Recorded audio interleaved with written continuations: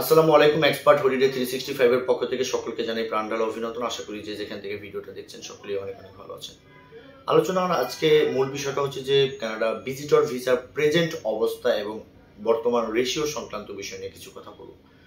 তবে আলোচনার পূর্বে আন্তরিক রিকোয়েস্ট, চ্যানেলটি অবশ্যই সাবস্ক্রাইব করবেন যাতে করে নেক্সট ভিডিওগুলো আপনি খুব সহজেই পেতে পারেন। এছাড়া আপনাদের যদি কোনো মূল্যবান মতামত থাকে চাইলে কমেন্ট বক্সে টাইপ করতে পারবেন। আমরা সময় সুযোগ বুঝে আপনাদেরকে ভালো একটা অ্যান্সার দেওয়ার চেষ্টা করব ইনশাআল্লাহ।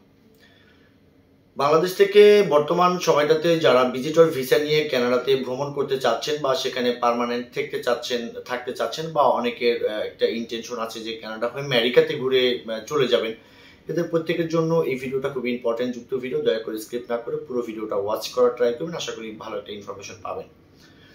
বন্ধুরা, বর্তমান সময়টাতে প্রেজেন্ট অবস্থা যদি আপনি একটু বিবেচনা করে দেখেন, সেটা কিন্তু আপনার বর্তমান সময়টাতে যে সবাই যে ভিসা পাচ্ছে তা কিন্তু নয়। কিন্তু আপনি একটু এদিক ওদিক খোঁজ নিলে আপনি যেটা বুঝতে পারবেন সেটা হচ্ছে যে বিভিন্ন ট্রাভেলস বা আমরা নিজেরা, আপনারা তো জানেন যে এখানেও আমাদের যে 2-3 দিন আগে যে অ্যাপ্রুভাল হয়েছে, আপনাদেরকে একটা ভিডিও অলরেডি দিয়েছিলাম এই রিলেটেড নিয়ে। অর্থাৎ এখন বর্তমান সময়টাতে যাদের ডকুমেন্ট ভালো আছে তাদের জন্য কিন্তু বর্তমান সময়টাতে কানাডা একটা বেস্ট চান্স চলছে। অনেকে আছেন 2023 অ্যাপ্লাই করেছিলেন, ভিসা হয়নি, বা 24 আরেকবার ট্রাই করেছিলেন, হয়নি। এদেরও জন্য আপনাদেরকে আমি বলতে চাই যে অনেকে আমাকে ফোন দেন যে একবার দুবার আপনার ডিক্লাইন আছেন। দেখেন ভাই, আপনি যদি 7 থেকে 8 মাস আগে ডিক্লাইন হয়ে থাকেন, সেই ডিক্লাইনটাকে আপনি ওইটা আপনার পেপারসের ভুল আপনি ধরতে পারবেন না, সেটা হচ্ছে আপনার সময়ের একটা ব্যাপার থাকে। অর্থাৎ আজ থেকে 5-7 মাস আগে কিন্তু ভিসা তেমন কেউ পায়নি, তখন আপনি অনেক ভালো প্রোফাইল ছিল কিন্তু আপনি পাননি।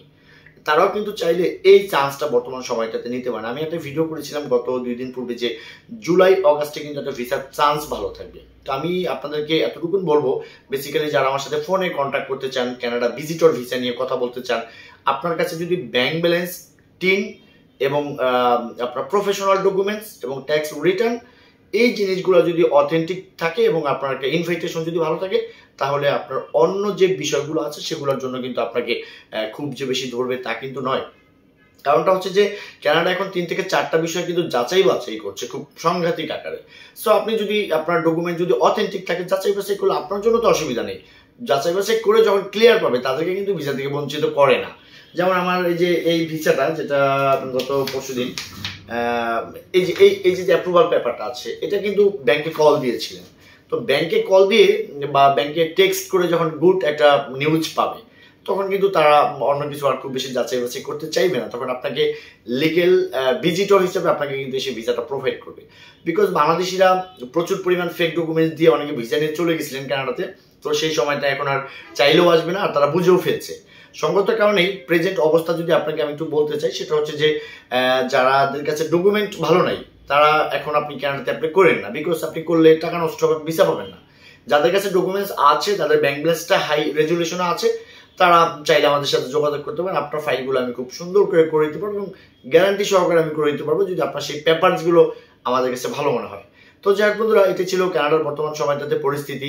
এখন বর্তমান সময়টাতে ভিসা দিচ্ছে, আবার যারা এলোমেলো ভাবে সাবমিট করছেন তারা আবার ডিক্লাইন খাচ্ছেন। এই সব মিলেই কিন্তু আসলে ভিসার একটা অবস্থা সবসময় কিন্তু একই রকম যে থাকবে তাও কিন্তু না। তো যাই হোক বন্ধুরা, আপনার প্রফেশনাল যাদের ডকুমেন্টসগুলো নাই তারা একটু রেডি করেন। Professional documents, financial documents, family information, social ties, এই জিনিসগুলো গোছাতে থাকেন, রেডি করতে থাকেন। দেখবেন কানাডা ভিসা কিন্তু আপনার জন্য ওয়েট করছে, তবে সেটা সময় বুঝে আপনাকে অ্যাপ্লিকেশন করতে হবে। তো সকলে ভালো থাকবেন। আর এই রিলেটেড যদি আপনাদের কোনো কিছু জানার ইচ্ছা থেকে স্ক্রিনে দেওয়া নাম্বার চাইলে আমাদের কলে কথা বলতে পারবেন। পাশাপাশি যদি আমাদের কনসালটেন্সি অথবা আপনার পুরো ফাইলটা প্রসেস করা বা একটা ইনভাইটেশন প্রয়োজন, সব কিছুর জন্যই ডেসক্রিপশন বক্সে থাকা নিয়মিত অ্যাড্রেসে চলে আসবেন। আমি 12টার পর থেকে প্রতিদিন অফিসে থাকি। সকলে ভালো থাকবেন। আল্লাহ হাফেজ।